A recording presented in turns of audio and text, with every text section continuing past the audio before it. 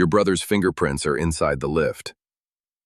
Sebastian D'Angelo looked down at the woman lying flat on her back beneath his wheelchair platform, one boot sticking out from under the steel frame and the other tapping impatiently against the polished concrete floor. He had known Juno Mercer for 11 hours. 10 minutes earlier, the platform had shuttered on the way to rehabilitation. Juno stopped it, helped transfer him off with Matteo, and followed the posted emergency instructions. That was when she saw the service panel seal had been sliced. In that time, she had called his head of security Captain Eyebrows, moved 3 pieces of furniture without permission, burned toast in a kitchen staffed by a private chef, and informed Sebastian that his left shoulder was beginning to rotate forward because every caregiver before her had been too afraid to correct him. Now she was accusing his brother of tampering with the machine that carried him between the upper floor of his Seattle estate and the private rehabilitation level below. Sebastian's hands tightened around the rims of his wheelchair. "You have 30 seconds, he said. Juno slid out from under the platform. A streak of black grease marked one cheek, and her dark curls had escaped their knot. Nothing about her looked orderly. Her eyes were steady. "I said his fingerprints are inside the service panel." "You are not a fingerprint examiner." "No, I'm the person who noticed the tamper strip was cut and pressed back into place." She held up both hands before he could accuse her of touching more. "I didn't open it with bare fingers. I used gloves.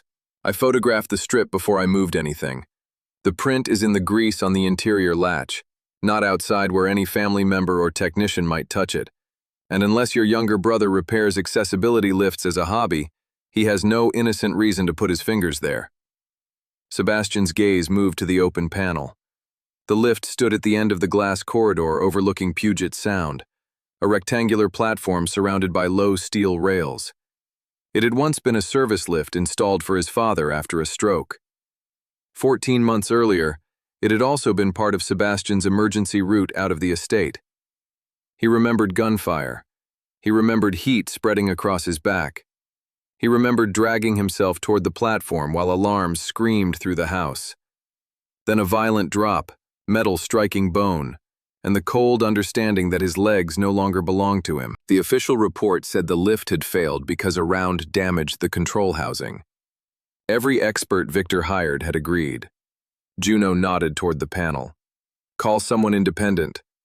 Sebastian looked at Matteo Ruiz, who stood several feet away with one hand near his jacket.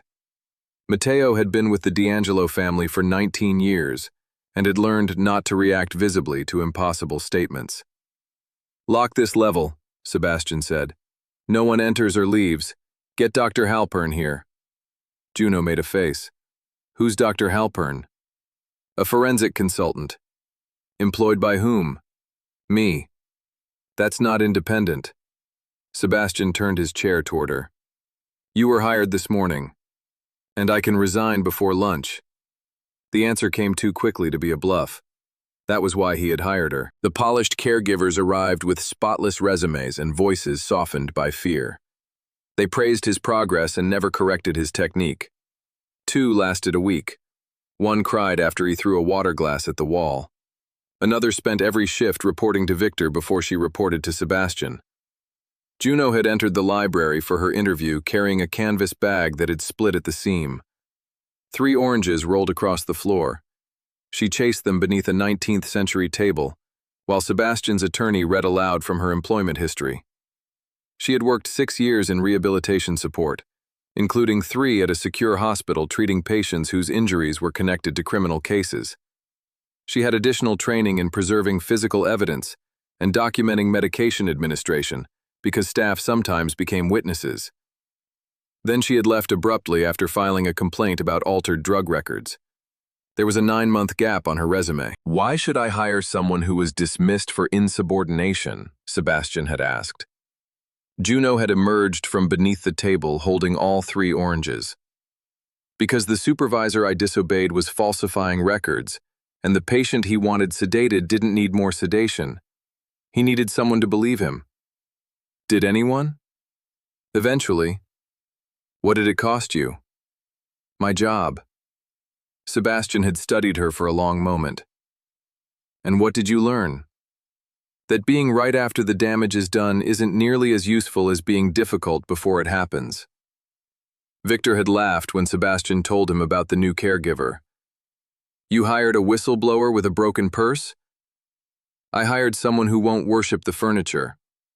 Now, less than a day later, that woman stood beside an open service panel and asked Sebastian to suspect the only person whose loyalty he had never questioned. He called a retired Seattle police latent print examiner named Evelyn Shaw instead of Halpern. Juno watched him make the call, then nodded once. Better. You don't approve my decisions. No, I noticed them. Mateo sealed the corridor.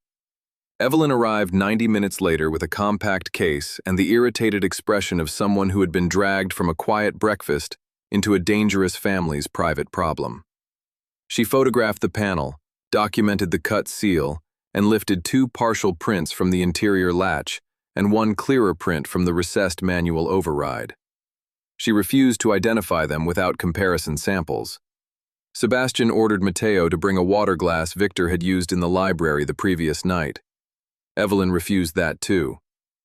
An object passed through household staff gives me no clean chain of custody, she said.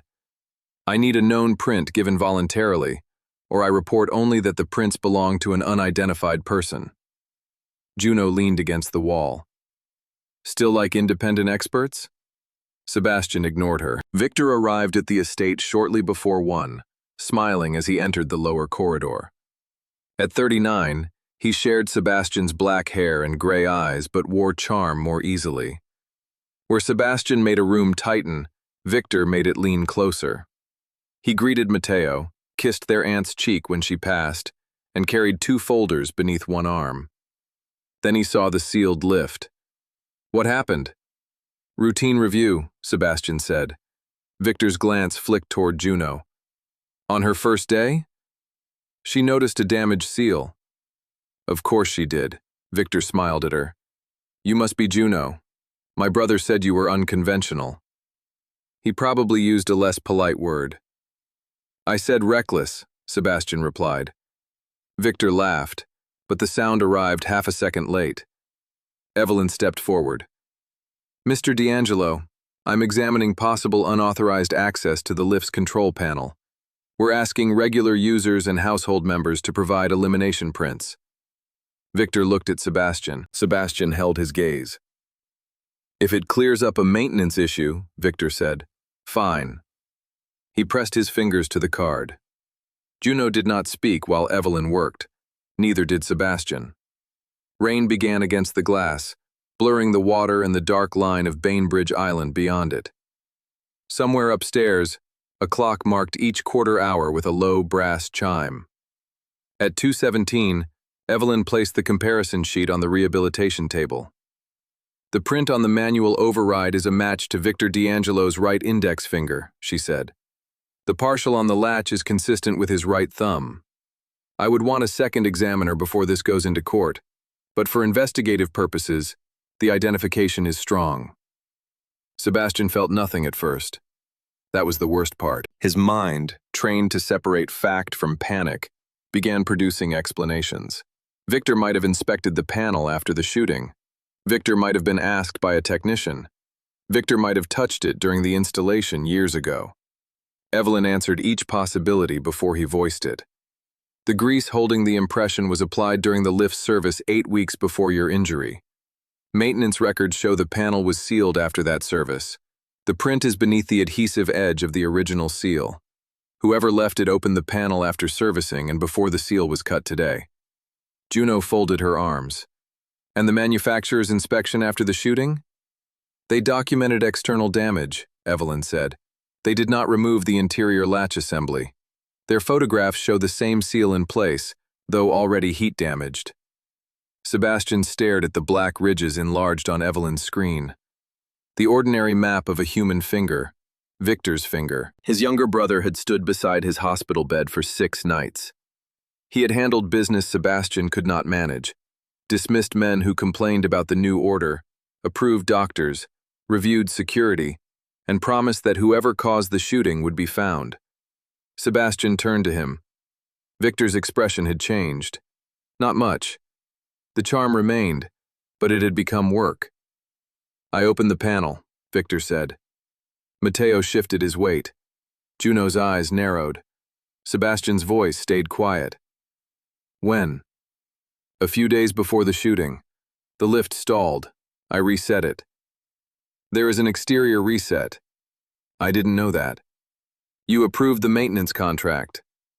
Victor's jaw tightened. Then I forgot. Juno pushed away from the wall.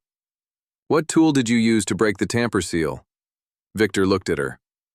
I don't remember. You remembered the lift stalled 14 months ago. I remember because my brother nearly died on it. No, Juno said.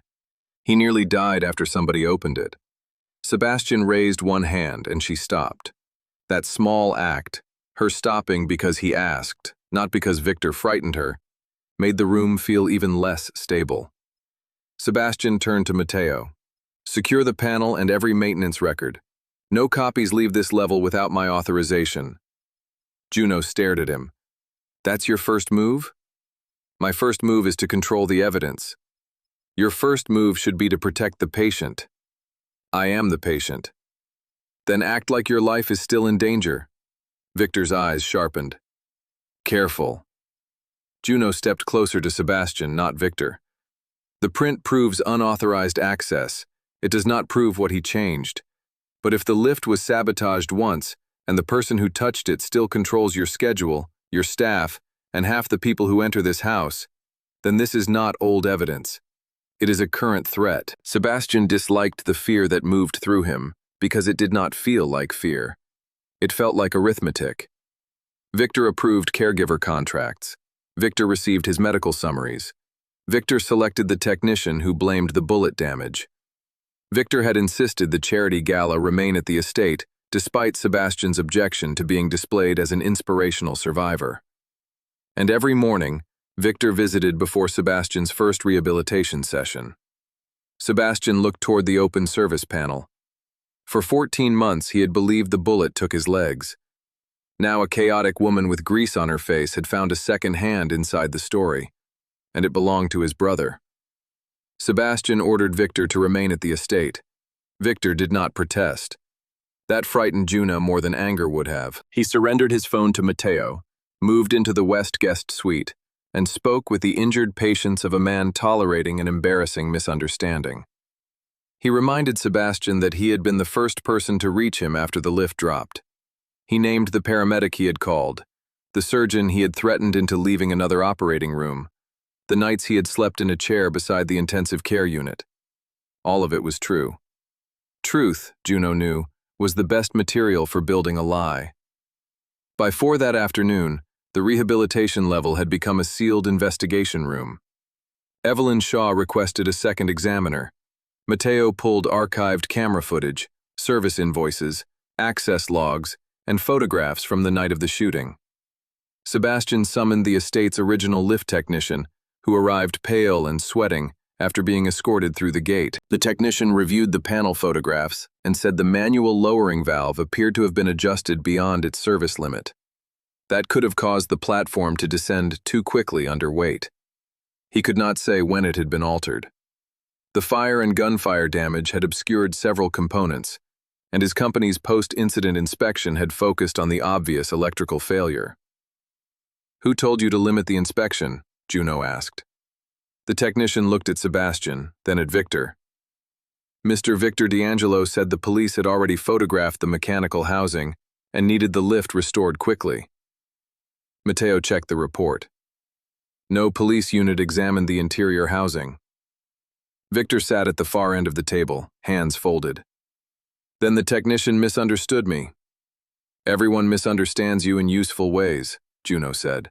Sebastian gave her a warning look. She lifted both hands. I'm observing. The strongest evidence was still incomplete. Victor's prints proved access. The altered valve suggested sabotage. The technician's memory placed Victor near the decision that prevented a full inspection. But none of it yet proved that Victor had meant to worsen Sebastian's injury. Sebastian clung to that distinction. Juno watched him do it. At 6, she found him alone in the rehabilitation gym. He had dismissed his evening therapist and positioned himself before the parallel bars. The room smelled faintly of rubber flooring and disinfectant. Beyond the windows, city lights had begun appearing across the water. Sebastian locked his brakes and reached for the bars. "What are you doing?" Juno asked. "Leaving." "Through the floor?" He pulled hard, lifting his weight from the chair. His shoulders trembled. His left knee remained still inside its brace, while the right showed the smallest contraction beneath his pants. Juno crossed the room, but she did not touch him. "Sit down." "No. You've been awake since 5. You missed lunch. Your blood pressure was low this afternoon, and you're angry enough to mistake damage for progress." "I said no." His arms shook harder. Juno moved behind the chair and placed one hand near the safety belt without fastening it.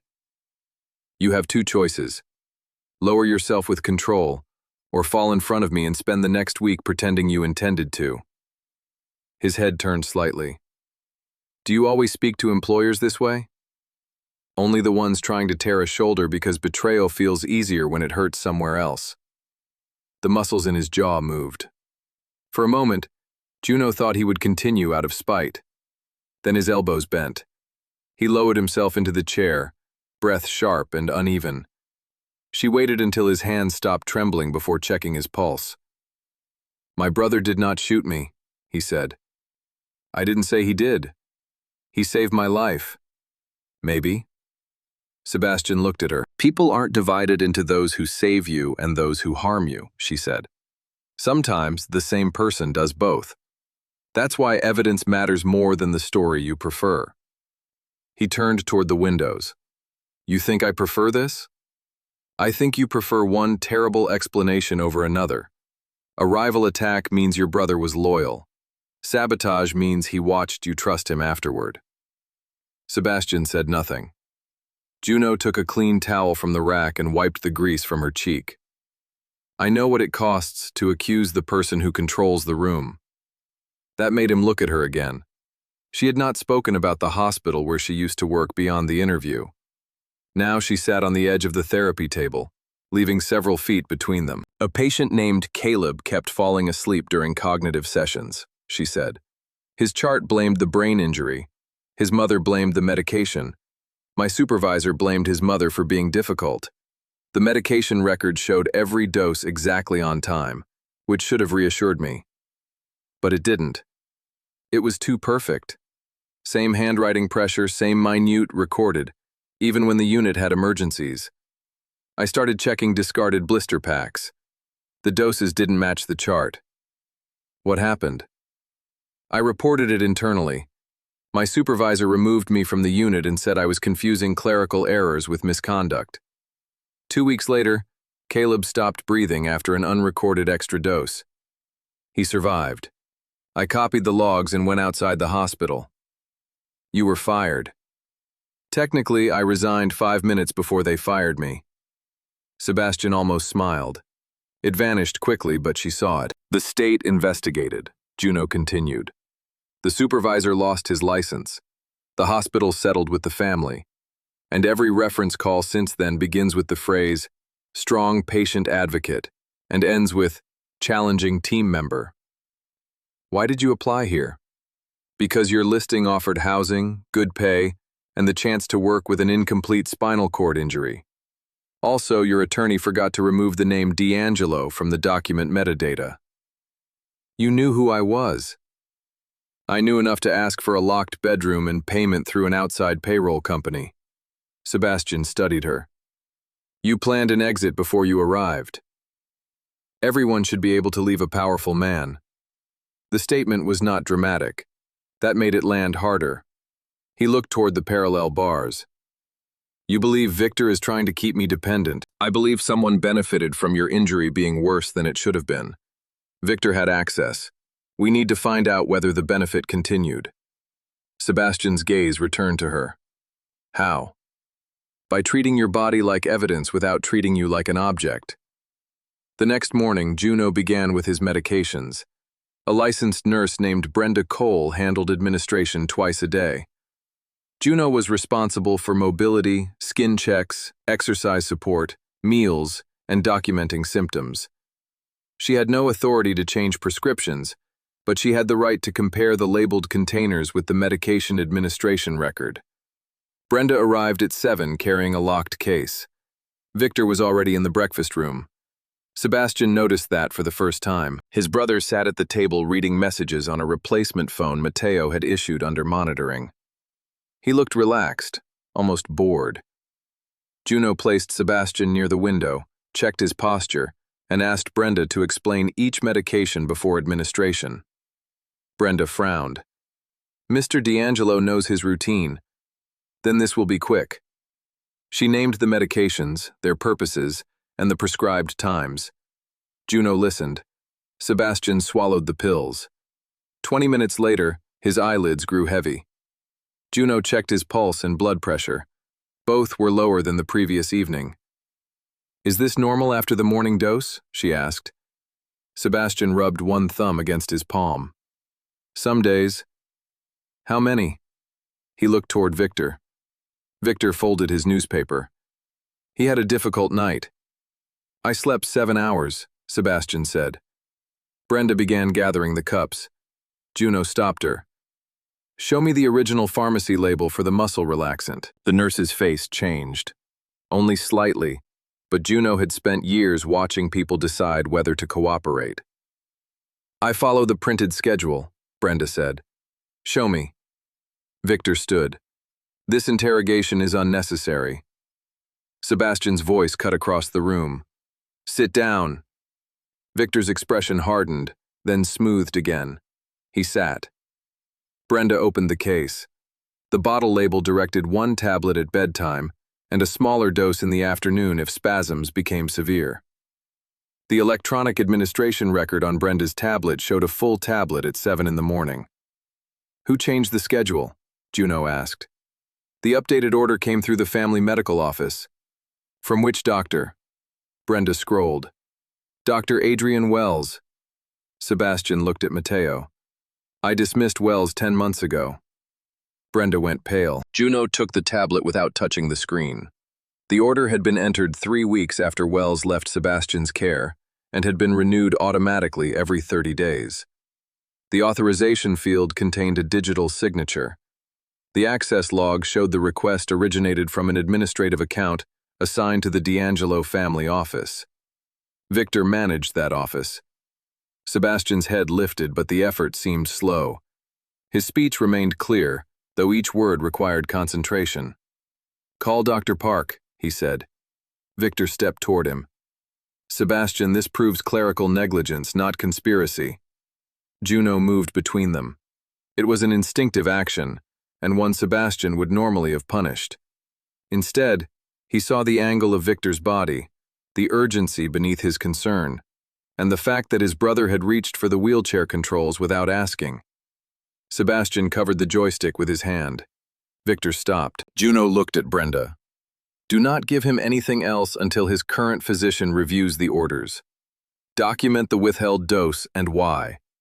Matteo, keep the medication case here and preserve the tablet records." "You're a caregiver," Victor said. "Not a doctor, not police, not family." "No," Juno replied. "I'm the person in the room who noticed he's being drugged on orders from a doctor who no longer treats him." Sebastian's eyes remained on Victor. For the first time since the shooting, his brother looked afraid. Dr. Lena Park arrived within 40 minutes. She was a rehabilitation physician with a reputation for bluntness and no patience for wealthy families who treated medical plans as private property.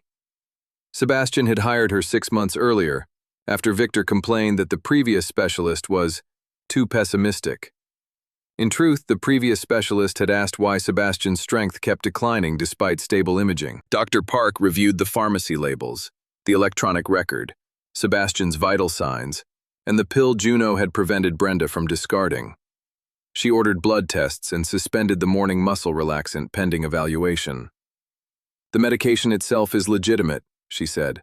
"The timing is not. A full daytime dose can worsen fatigue, lower blood pressure, and reduce the muscle activity we're trying to evaluate. It would not create paralysis, but it could make rehabilitation less effective and make Mr. D'Angelo appear weaker than he is. Sebastian sat at the long table in the evidence room beneath the estate.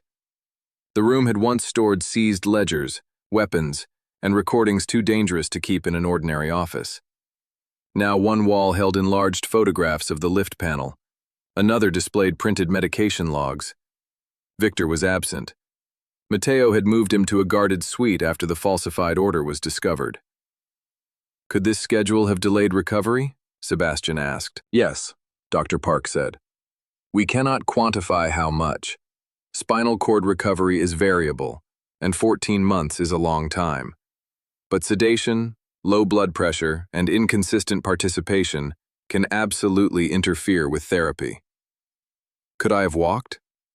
Dr. Park did not offer comfort she could not prove. I don't know. Anyone who tells you they know is lying. Sebastian absorbed that without moving. Juno stood near the door, arms folded. She had changed out of the grease-streaked shirt, but a bright yellow sock showed above one boot and a blue one above the other. She had explained that the dryer had eaten the matching pair. Sebastian had not asked why she packed mismatched socks to begin with. Dr. Park continued. Your injury was classified as incomplete. You have preserved sensation and intermittent motor activity below the level of injury. That means improvement remains possible. It does not guarantee independent walking. The correct goal is maximizing function, not promising a miracle. Who could alter the order? The administrative account submitted it. Someone with access to that account also had enough information to select a real medication and a plausible schedule. Matteo placed an access report on the table. The family office account was used from 3 devices. One belonged to Victor. One belonged to his assistant. The third was an estate tablet kept in the West study. Who had access to the study? Juno asked. Family, senior staff, medical personnel. Then the account alone is not enough. Sebastian looked at her. You are defending him now? I'm defending the truth. Evidence doesn't become stronger because we hate where it points. The answer should have angered him. Instead, it steadied something. Matteo reported that Victor's assistant had been in Portland on the dates of 4 schedule renewals. The estate tablet showed no user-level log after an operating system reset 6 months earlier. Victor's personal device had connected to the family office network during every renewal window, but so had several others. Dr. Park noticed a different pattern. These entries were submitted the morning after my monthly evaluations, she said. Each time I reduced a sedating medication or increased therapy, someone restored the older schedule within 24 hours. Juno looked at Sebastian. Who received your evaluation summaries? Victor, Matteo, my attorney. And who argued with Dr. Park's changes? Victor had, not publicly. Not in a way Sebastian had considered suspicious. He had said Lena Park pushed too hard. He had warned that exhaustion made Sebastian vulnerable. He had suggested fewer sessions before important meetings. He had praised patience while quietly arranging a body that could not challenge him.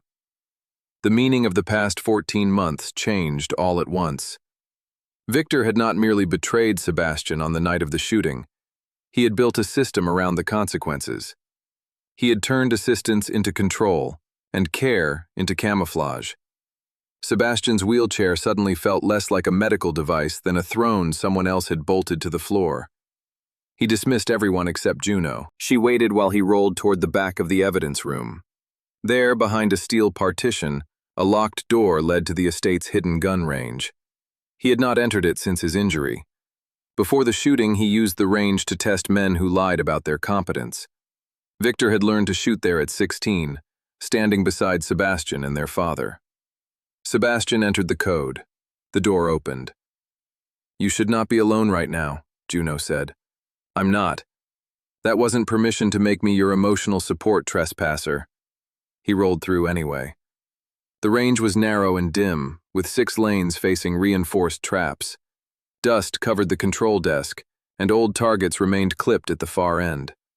Sebastian stopped at lane 3, Victor's lane. Their father had believed affection made sons weak, and competition made them useful.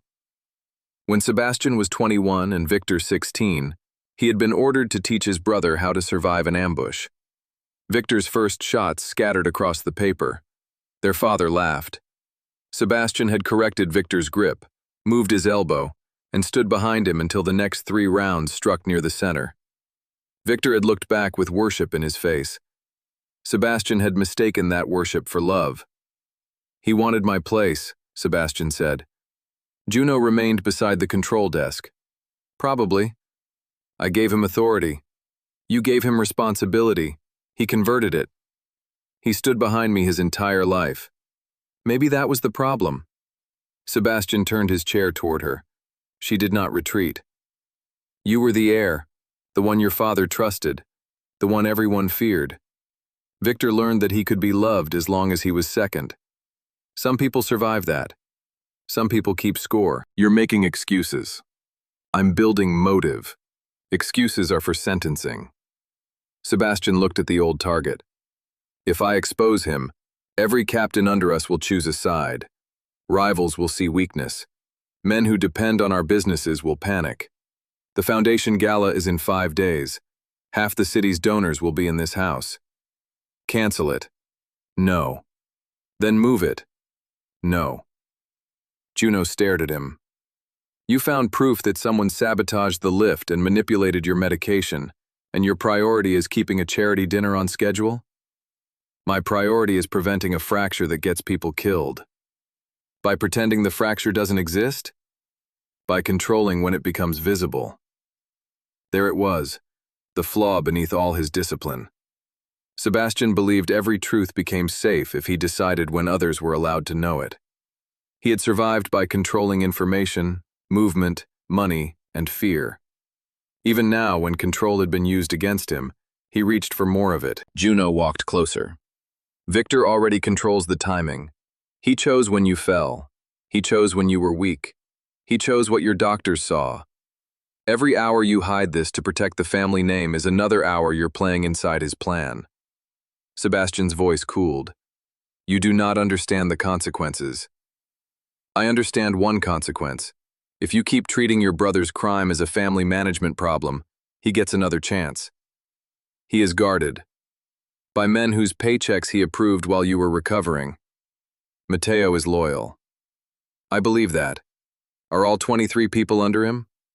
Sebastian's silence answered. Juno lowered her voice. "Call the police. Preserve the evidence outside this estate. Put your medical records beyond family control. Cancel the gala. And announce to every enemy that the D'Angelo organization is divided. You can survive embarrassment. You do not know that." "No, but I know you may not survive another accident." Sebastian looked past her toward the old target. For a moment she saw the man behind the title everyone used for him. Not the boss, not the survivor, but an older brother whose entire memory of love had become questionable. Then his expression closed. "Matteo will duplicate the evidence and place copies with my attorney," he said. "Victor remains inside the estate. The gala proceeds. I will confront him when I know who else is involved." Juno's mouth tightened. "That's not caution. That's pride wearing a suit. You are here to manage my care. I'm here to protect your function and safety. You are rejecting both. You forget who employs you." "No, I keep remembering." He rolled closer until only a few feet separated them. "You will not discuss this outside the authorized team. You will not contact law enforcement. You will not remove documents from the estate. Is that an order?" "Yes." Juno pulled the employee badge from her belt and placed it on the range desk. "Then you need a different caregiver." His gaze dropped to the badge. "You would leave now?" "I told you during the interview. Being right after the damage is done isn't useful. You signed a confidentiality agreement. It does not require me to conceal attempted murder or medical fraud. You have no proof of attempted murder. I have enough proof to refuse helping you bury it." Sebastian's hands rested motionless on the wheels.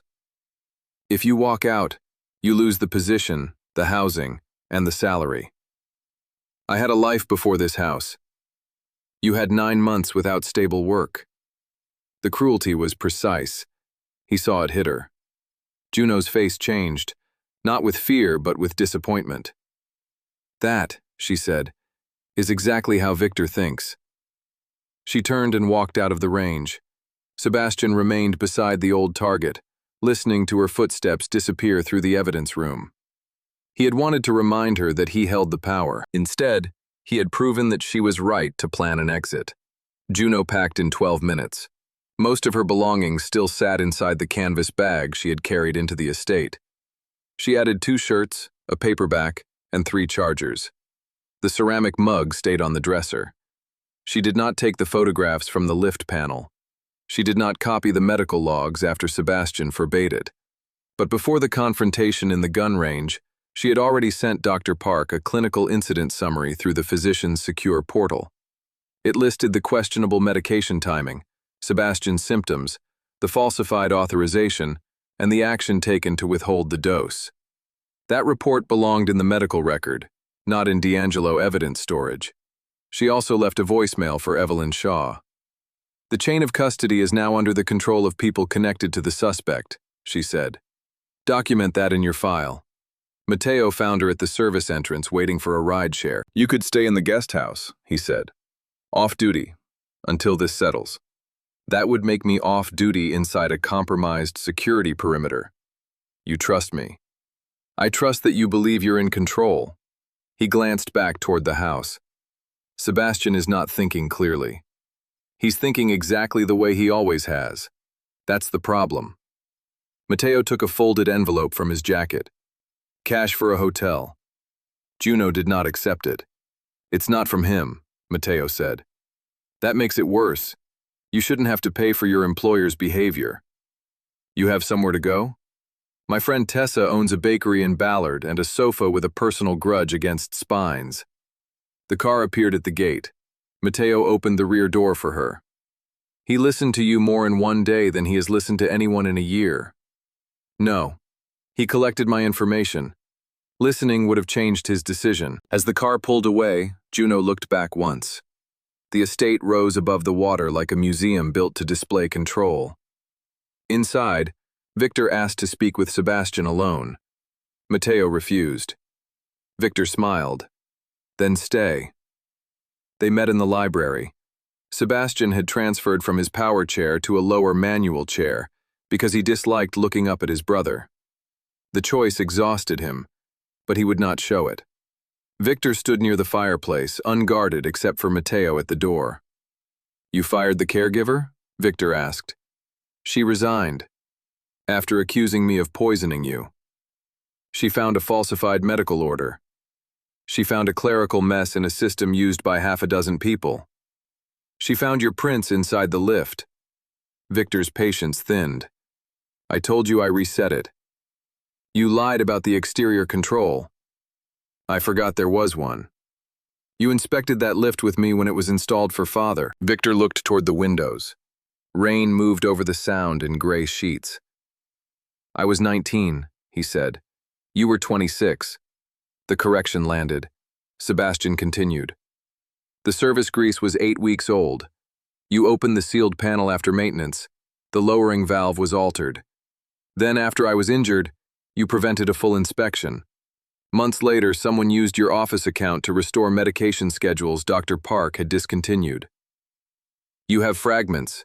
Juno arranged them into the story she wanted. Why would she want this story? Because whistleblowers need villains. It's how they make failure feel noble." Sebastian remembered using her unemployment against her. Victor had found the same wound without hearing the conversation. "How do you know she was dismissed as a whistleblower?" Victor shrugged. "I reviewed the file before you hired her. I told you only that she had worked in rehabilitation." A small silence opened. Victor's eyes sharpened. "Your attorney sent me the candidate list." "No, he didn't."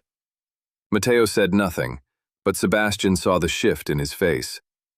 Victor had accessed the hiring files independently. For the first time, Sebastian did not search for an innocent explanation. "Did you expect her to obey?" Sebastian asked. "I expected you to hire another professional. Instead, you chose a woman who treats suspicion like a personality." "Did you alter my medication?" No. Did you sabotage the lift? No. Did you know the attack was coming? Victor's face remained composed, but his right hand closed. There. Not proof. Not confession. A reaction. Sebastian had spent a lifetime reading men before deciding whether to trust, threaten, or remove them. Somehow, because Victor was blood, he had turned off the skill where it mattered most. Mateo's phone vibrated. He checked the screen. "The front gate has a problem," he said. Two of Victor's office staff arrived with counsel. They say Mr. Victor is being detained unlawfully. Victor's smile returned. Sebastian understood the move. If he held Victor without police involvement, Victor could frame the confinement as a family power struggle. If he released him, he lost control of the suspect. If he called the police now, he exposed exactly what he had been trying to contain. Victor had spent 14 months learning how paralysis changed more than Sebastian's body. It slowed every decision, created dependence on rooms and routes, and made urgency expensive. "Let him leave," Sebastian said. Mateo looked at him. "Sebastian, search the vehicle. Return his personal property except devices connected to the evidence. Document everything." Victor adjusted his cuffs. "That's wise." Sebastian looked at him. "It's temporary." "Of course." Victor walked toward the door, then paused beside his brother. "You always taught me that doubt is contagious," he said softly. "Be careful who you let infect the house." Sebastian did not answer. That evening, Dr. Park called with preliminary blood results. The level of the muscle relaxant was higher than expected for the labeled prescription, but not medically catastrophic. It supported improper timing, not intentional poisoning. She had reported the falsified order to the pharmacy and the state prescription monitoring authorities. She had also transferred Sebastian's current medication management to the hospital system, beyond the family office. "You did that without my permission," Sebastian said. "I did it with my patient's safety in mind," Dr. Park replied. "You can dismiss me if you want. Your records will still reflect what happened." Juno's influence had spread to people who had never met her. Sebastian almost resented it.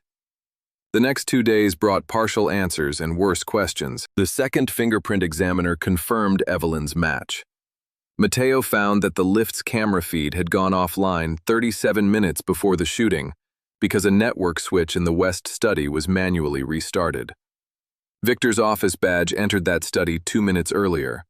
The badge record alone could have been copied, but archived hallway footage showed Victor approaching the door. A financial review revealed that, after Sebastian's injury, Victor had redirected several profitable shipping contracts to a separate management company. The company was legally owned by a trust connected to Victor's longtime attorney. It was not theft in the simple sense. Victor had structured the transfers under emergency authority Sebastian signed during his first month in rehabilitation. Sebastian had given him the knife, and then thanked him for holding it. Still, the original shooting remained unresolved. A local rival crew had claimed responsibility before 3 of its members were killed in an unrelated federal raid. The ballistic evidence supported their involvement. No record tied Victor directly to the shooters. "He may not have arranged the attack," Mateo said. "He may have known it was coming and used it." They sat in Sebastian's study late at night. The lift had been taken out of service, forcing staff to use a portable stair-climbing device under supervision. Sebastian hated every trip between floors. Each transfer required straps, 2 trained people, and time. "Why damage the lift before he knew I would be shot?" Sebastian asked. Mateo placed a recovered calendar on the desk. "He did know when you were expected home. The rival crew had been watching the waterfront meeting. Someone from our side changed your return route to the estate instead of the downtown safe location." "Victor?" The routing message came from his office account. Again, strong, not complete. Sebastian rolled toward the window. Juno would say, "Call the police." Juno did say, "Call the police." "What do you say?" Mateo hesitated. Loyalty allowed disagreement. Sebastian had claimed to believe that, but he had rarely rewarded it. "I say she was right," Mateo replied. "We can preserve operational secrets through counsel. We cannot investigate an attempted murder when the suspect understands our systems better than we do. Sebastian's hands closed around the wheel rims. The gala is tomorrow, Matteo continued. Cancel it. No. Victor's companies are major sponsors. His people helped build the guest list. The entire event is a security exposure. It is also the only place he expects me to appear publicly.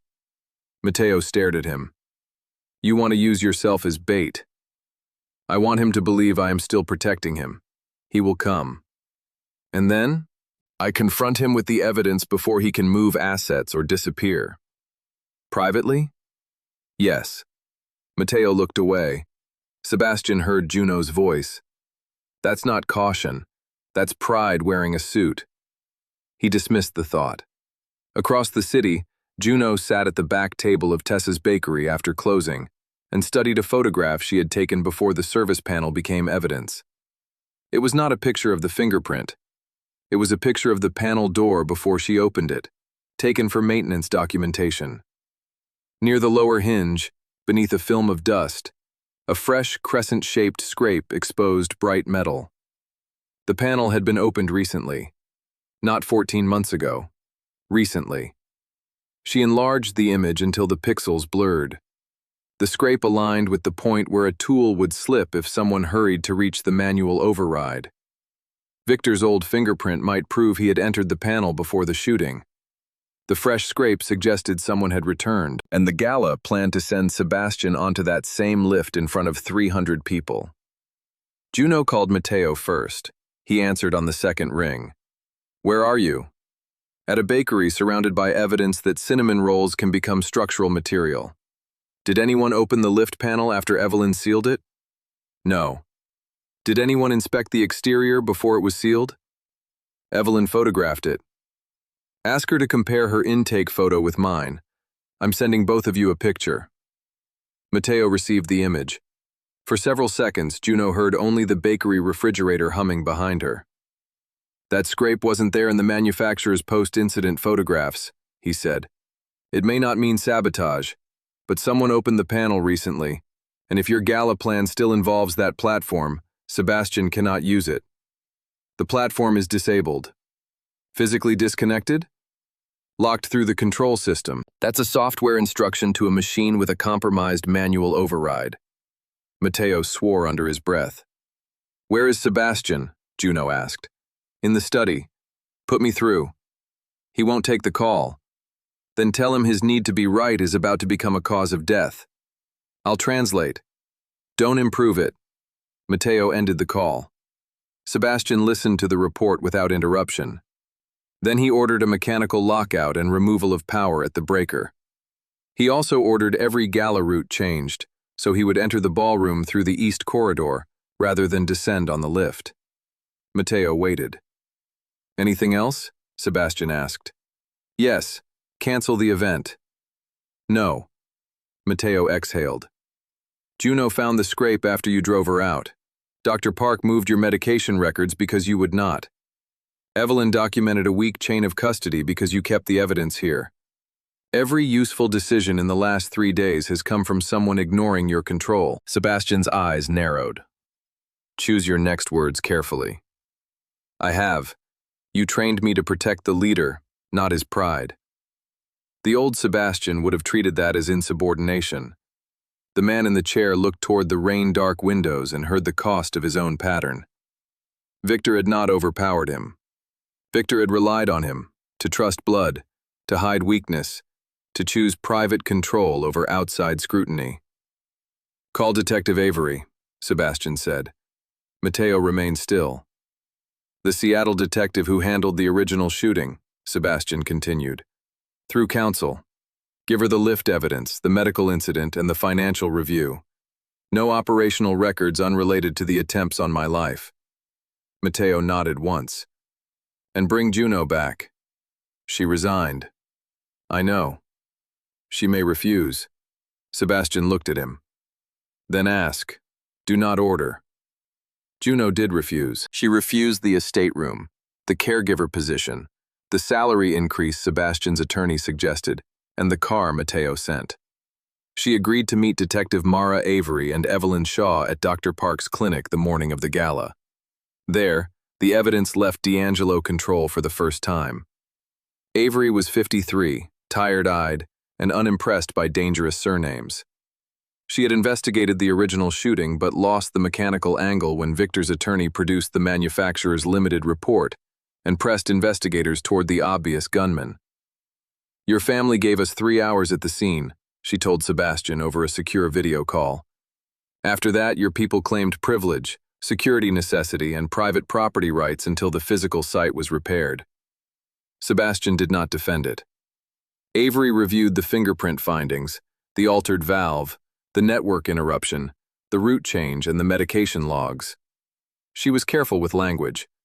"This establishes probable cause for a broader investigation," she said. "It does not yet give me a clean attempted murder case. The panel has been under private control for 14 months. The medication account was shared. The original attack involved armed offenders with independent motives." "What would make it clean?" Juno asked. "A witness, a communication, a financial link to the shooters, or evidence of a current attempt that can be tied directly to Victor." Sebastian's face appeared on the clinic monitor.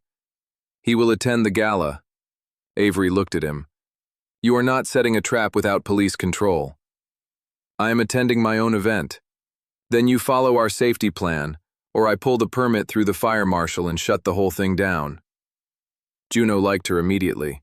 The plan changed. Plainclothes officers would enter as guests and event staff. The lift would remain mechanically isolated. Evelyn's evidence and Dr. Park's records would be held off-site. Sebastian's attorney would prepare a limited public statement in case Victor forced a confrontation. Mateo would remove from duty any guard hired or promoted solely under Victor's authority.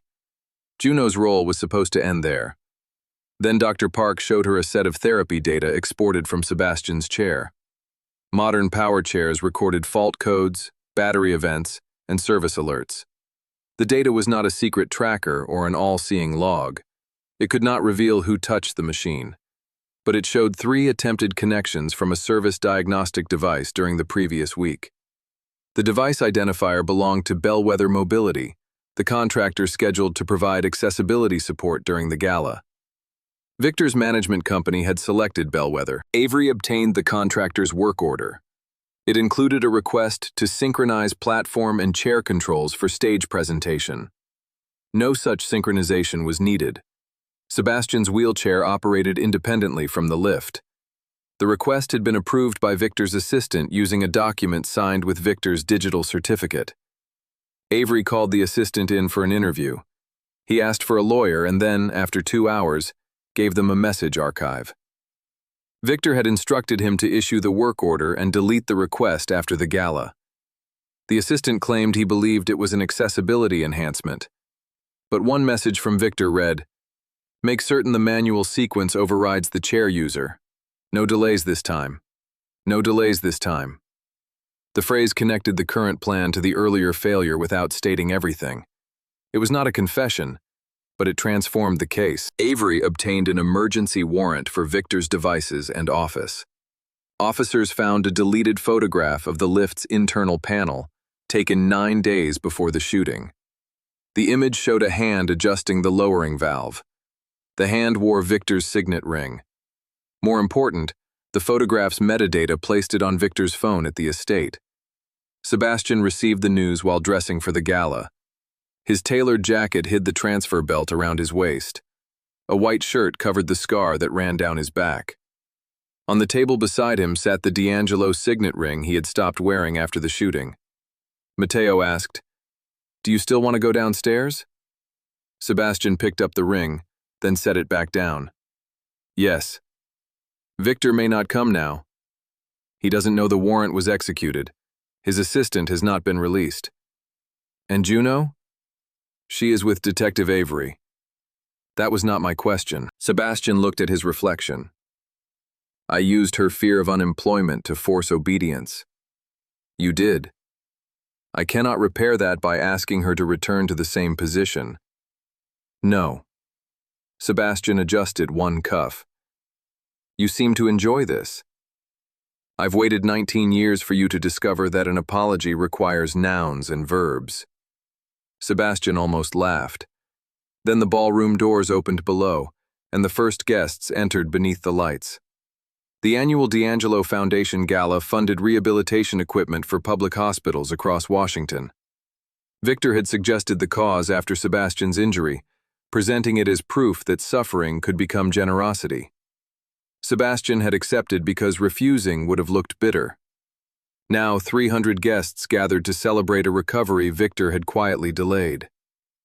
At 8:15, Victor arrived. He wore a midnight blue tuxedo and the calm expression of a devoted brother, determined to support family despite private accusations.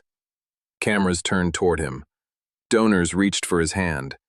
He looked up toward the east balcony where Sebastian waited. Then Victor smiled. Juno saw it from beside Detective Avery near the ballroom control station. "He knows something changed," she said. Avery followed Victor's gaze. "How?"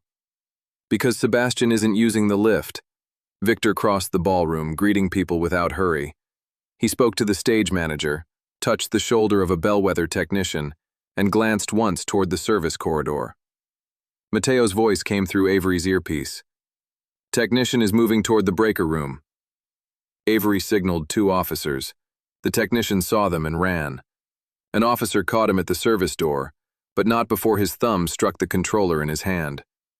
A green light flashed. Guests turned as chairs scraped and a tray hit the floor. Victor did not run.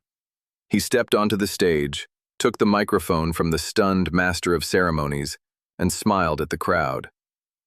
"Ladies and gentlemen," he said, "it appears my brother's security team has mistaken accessibility equipment for a weapon."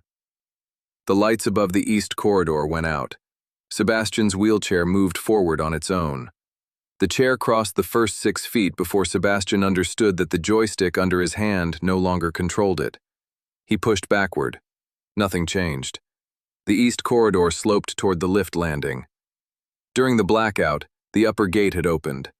Beyond it waited an empty shaft, the platform resting 1 floor below. "Main power!" Juno shouted. She ran. Sebastian tried the chair's power button. The display flashed, went dark, and returned. An unauthorized service bridge beneath the seat was bypassing the user controls. The chair gained speed. Mateo came from the ballroom, but he was too far away. Guests stood frozen between tables, unable to see what waited beyond the dark corridor. Juno reached Sebastian from the side. She did not grab the wheels. A powered chair moving under torque could crush her hands or pull her beneath it. Instead, she dropped to one knee, found the main battery cutoff behind the left frame, and struck it downward. The chair died. Momentum carried it another foot. The front casters stopped inches from the open liftgate. Sebastian looked into the shaft. Below, the steel platform waited in darkness. Juno remained crouched beside him, one hand braced against the floor. Her breathing was ragged. She did not ask whether he was all right. She looked under the chair, found a small black module attached between the joystick cable and the controller, and pointed without touching it. "That's how they took the controls." The emergency lights came on. The entire ballroom could now see Sebastian at the edge, Juno on the floor beside him, and the open gate that should never have unlocked without the platform present. Victor still held the microphone. His face had finally lost its charm. Detective Avery stepped onto the stage. "Victor D'Angelo, put the microphone down and keep your hands where I can see them." Victor looked at the plainclothes officers moving through the room. Then he looked at Sebastian. "You did this," he said into the microphone. "You turned a technical failure into a public arrest because a caregiver filled your head with conspiracy." Sebastian's body remained trapped in the dead chair, but his voice carried through the corridor. "Mateo, bring me to the stage." Mateo and another trained guard switched the chair to manual release and pulled it backward from the shaft. They did not restore power.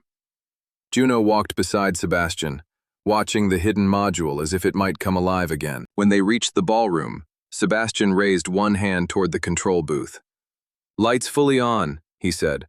"All of them." The chandeliers brightened. The dim blue accents vanished. There was nowhere left for the family to hide. Victor stepped down from the stage. An officer blocked him. "Sebastian, stop this," Victor said. "You don't know what these people will do with our name." That was the choice Victor had built everything around. He believed Sebastian would always protect the family's appearance before he protected the truth. He believed the older brother, who had ruled through secrecy, would rather risk another fall than let strangers see a fracture. For most of his life, he would have been right. Sebastian turned to Juno. She stood several feet away now. She had saved him, but she was not waiting for gratitude. She was watching to see what he would do with the life she had preserved. "Counsel," Sebastian said, "show them what we can prove." His attorney nodded to the control booth. The gala screens changed. The first image showed the lift's interior service panel. Evelyn Shaw's annotations marked Victor's prints on the manual override and beneath the sealed latch. The second showed the altered lowering valve. The third showed the photograph recovered from Victor's phone 9 days before the shooting, his signet ring visible as his hand reached into the panel. Guests began whispering. Victor's voice sharpened. "A photograph of maintenance proves nothing." The next screen showed the route message directing Sebastian back to the estate on the night of the rival attack. Then the network log showing the lift camera disabled from the west study. Then the hallway image of Victor entering that study. Sebastian's attorney took the second microphone. "The original gunmen acted for their own reasons. The records shown here indicate Victor D'Angelo knew the attack was coming, redirected his brother's route, disabled surveillance, and altered the lift's safety controls. Medical evidence shows the fall caused additional trauma after the gunshot injury." Victor turned toward the crowd. "He is presenting allegations as facts." "Then let's separate them," Juno said. She walked onto the stage carrying a folder Dr. Park had given her. She did not take the microphone from the attorney. She waited until Sebastian nodded. On the screens appeared Sebastian's medication timeline. Dr. Park's reductions were marked in one column. Within 24 hours of each change, the discontinued daytime schedule returned through the family office account. Juno spoke clearly. "These are not claims that medication caused Mr. D'Angelo's paralysis. It did not. They show that after an incomplete spinal cord injury, someone repeatedly scheduled sedating medication during rehabilitation hours against his current physician's orders. That made him weaker, lowered his blood pressure, and interfered with accurate assessment."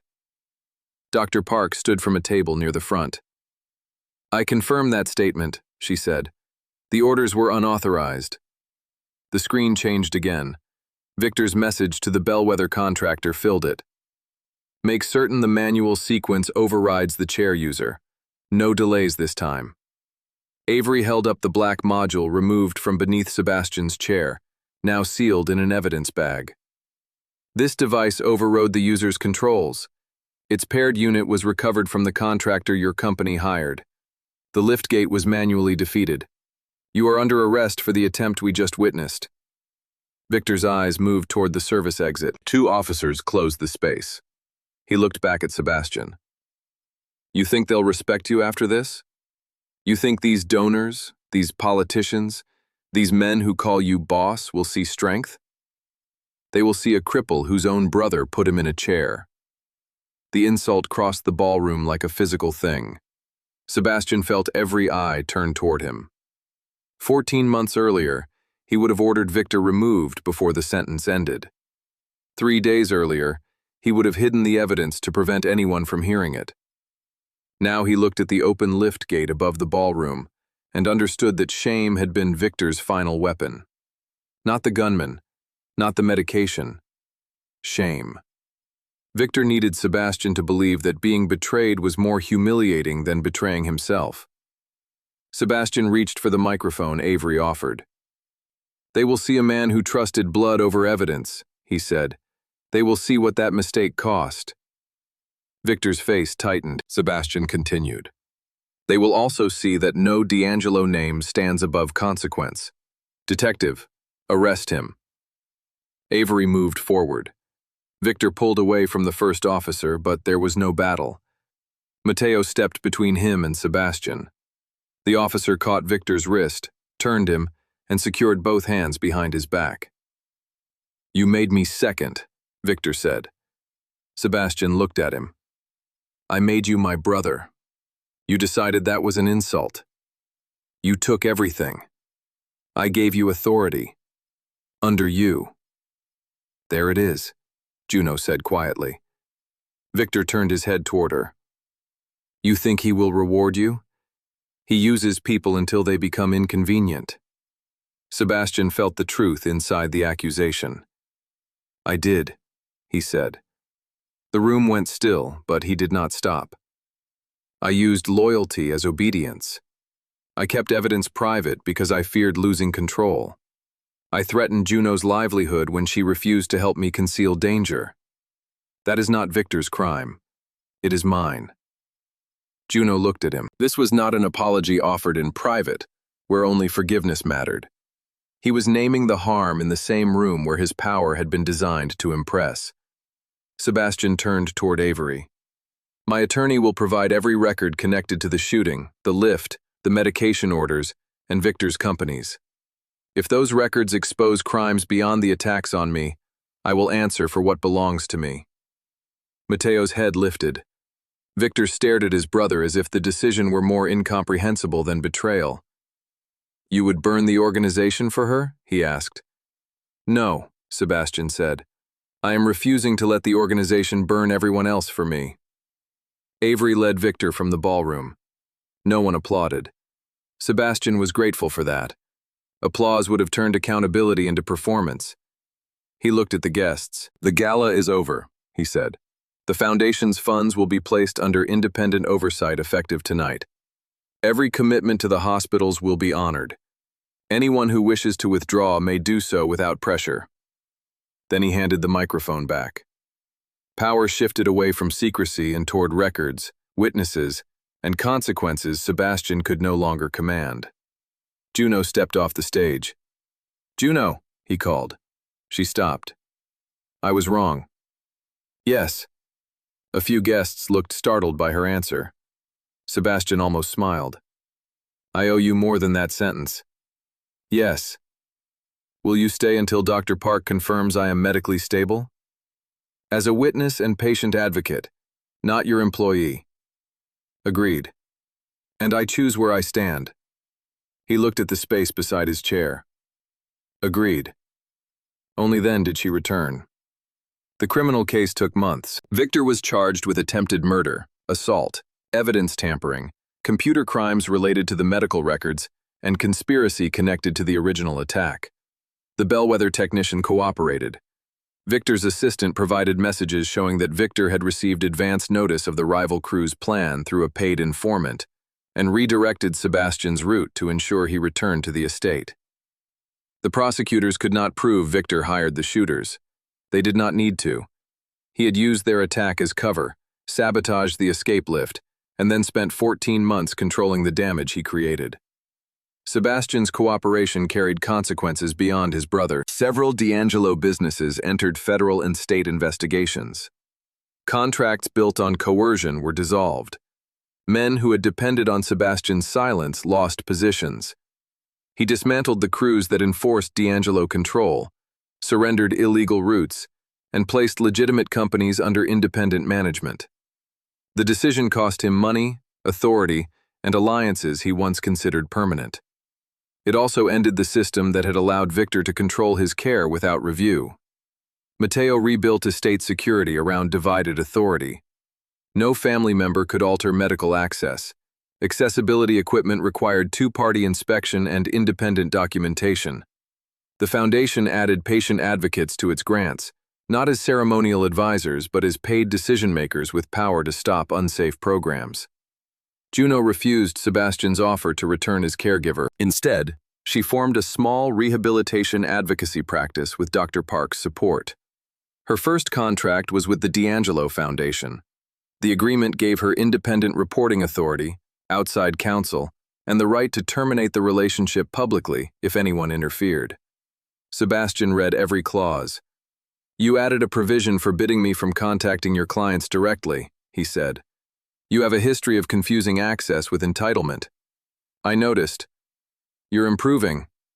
His physical recovery came more slowly.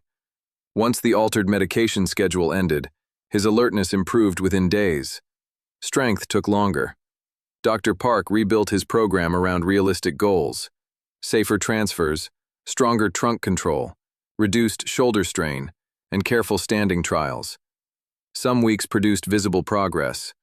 Others produced pain, spasms, and nothing he could measure. Juno did not promise he would walk. She attended only as his independent advocate, never as the person responsible for bathing, dressing, or obeying him.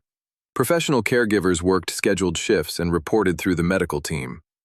The boundary changed the way Sebastian spoke to her. He asked instead of commanded. When she said no, the answer survived. 6 months after the gala, he stood between the parallel bars in the rehabilitation gym. Braces supported both knees. A therapist guarded his hips. Dr. Park watched from one side. Juno stood at the far end holding no clipboard and offering no encouragement he had not earned. Sebastian shifted his weight. His right foot moved first, less than 3 inches.